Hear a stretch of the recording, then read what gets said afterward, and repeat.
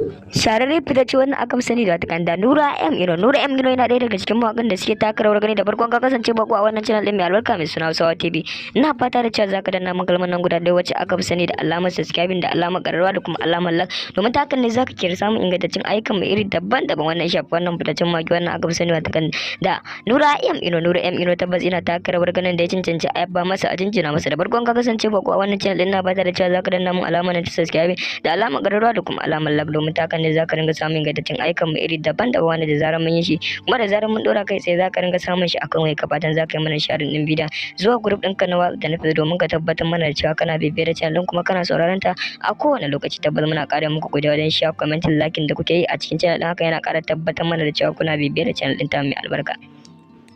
Fatan za ku yi mana sharing din bidiyon bara mu sama waka tashi a daidai wannan lokaci domin ka ji ta ka ji daɗin ta kuma ka yaba da ita bara mu sama ita a daidai wannan lokaci kuma a cikin channel ɗin mai albarka mai suna Hausawa TV. Ya kusa yayi gami haɗin kan aminai sun fi ƙarfin ƙawaye tare kun ƙasa sai a zara.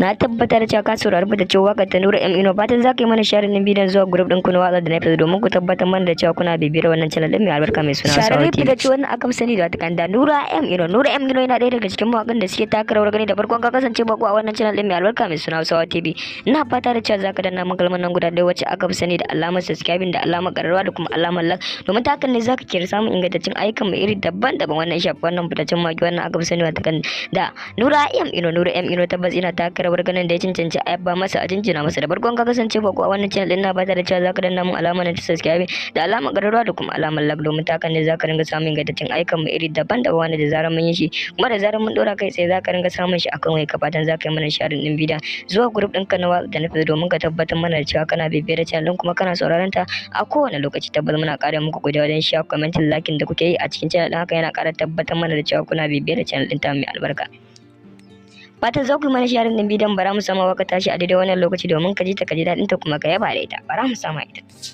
a daidai wannan lokaci kuma a cikin channel din mai albarka mai suna Hausawa TV. A wannan channel din mai albarka mai suna Hausawa TV ina fata da cewa zaka danna mun kalmar nan guda ɗaya wacce aka fi sani da alamar subscribing da alamar ƙararrawa da kuma alamar like domin ta hakan ne zaka kira samun ingantaccen ayyukan mu iri daban-daban wannan shafi wannan fitaccen maki wannan aka fi sani watakan da Nura M Ino. Nura M Ino tabbas ina taka rawar ganin da ya cancanci a yabba masa a jinjina masa da farkon ka kasance bako a wannan channel din na fata da cewa zaka danna mun alamar ta subscribing da alamar ƙararrawa da kuma alamar like domin ta hakan ne zaka ringa samun ingantaccen ayyukan mu iri daban-daban wanda da zarar mun yi shi kuma da zarar mun dora kai tsaye zaka ringa samun shi akan wai fatan zaka yi mana sharing din bidiyon zuwa group ɗinka na da na fito domin ka tabbatar mana da cewa kana bibiyar channel kuma kana sauraron ta a kowane